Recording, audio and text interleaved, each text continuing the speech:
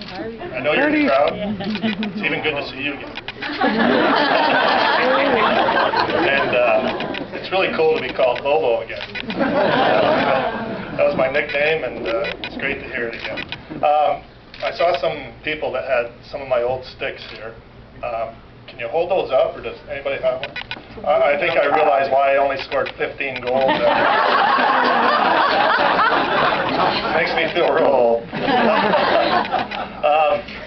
Today I had the pleasure of taking a tour of the Student Union. I got to have lunch with the Bring Back the Glory campaign. I got to go over to the arena. I got to meet the hockey team. I got to go out and watch the kids, some of these kids that I see here tonight, skating out on the ice today. And it just reminded me of how important and how vital that arena is to Bowling Green.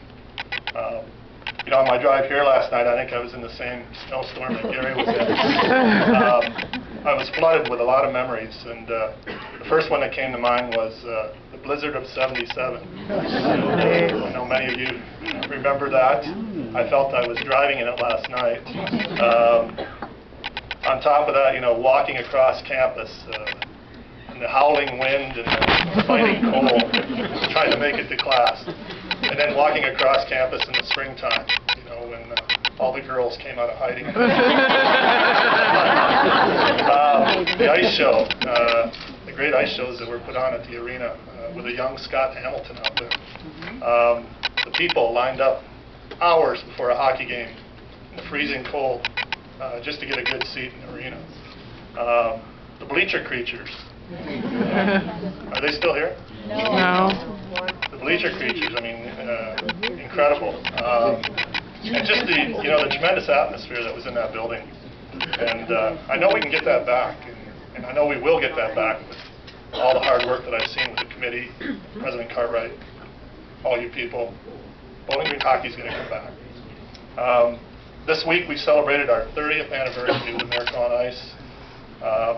We got the men's team playing for a gold medal, as Gary mentioned. The women's hockey team winning the silver medal. It just reminds me of what a great, proud Olympic hockey tradition Bowling Green has, and we don't want to lose that. So again, thanks to President Cartwright, thanks to Marcia Latta and Tim Coder for all the work in helping me get here and all the work that they're doing on the committee. And I don't want to keep you guys any longer. What I'd like to do for a few minutes is open the floor to any questions you might have. What I'd really rather do is just get out and meet everybody one-on-one and just give you my thanks and just catch up with a lot of old friends. So if you guys have any questions that you'd like to ask, don't be afraid to raise your hand and ask. I've answered a lot of questions over the last 30 years. Yes. What's your prediction for tomorrow? Wow, that's, you know, I got asked on a radio interview yesterday my predictions for the two semifinals. I predicted the two winners yesterday, but I had the scores wrong. Tomorrow, wow. You know, it's so tough to beat the same team twice in the same week. So I think the U.S. has that going against them right now. But with Ryan Miller and that, I got to go U.S. in a one-goal game. I'm not going to give you some more. Sorry, Gary. Yeah. And what was your feeling like before the game with Russia and maybe even during the game? How did the team? You know, we were a young team, but we were, I would say, surprisingly calm. I think, you know, we had gotten beat a week before the Olympics. I don't know if people remember. We played the Russian team in Madison Square Garden. Herb Brooks had scheduled this game, and I heard from people in the know years later that he scheduled that game knowing that we were going to get our butts kicked, and we did. We got beat 10-3, and it should have been 20-3 that night. And what it did do is for a lot of us, it got some of that nervous energy out.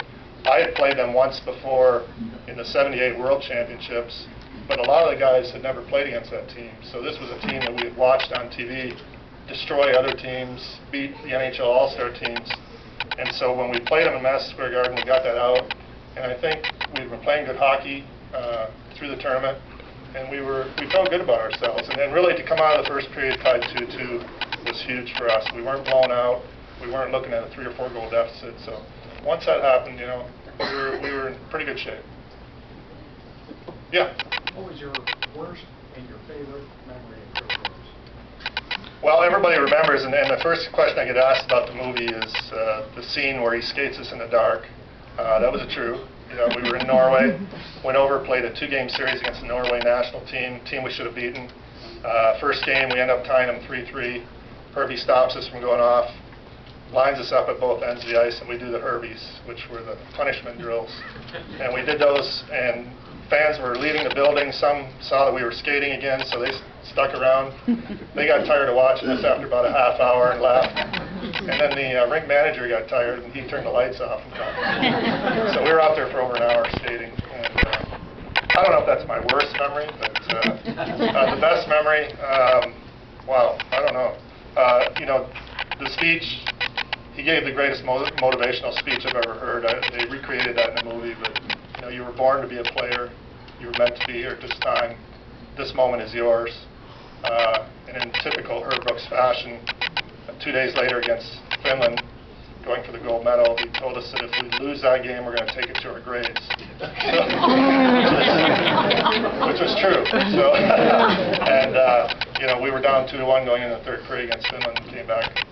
We just blew them out in the third, 3-0. So, yeah, those are my memories. Anybody else? Yeah. Sorry, I'm a BG fan too, and also an And an Islander. I love that. It's kind of a two-part question. I always hear these weird stories about what guys do when they get the cup after winning. I'd kind of like to know what you did with it. And of all the guys on those Islander teams, what was the strangest thing that happened with it? Wow. Yeah. You're not copying this down, are you?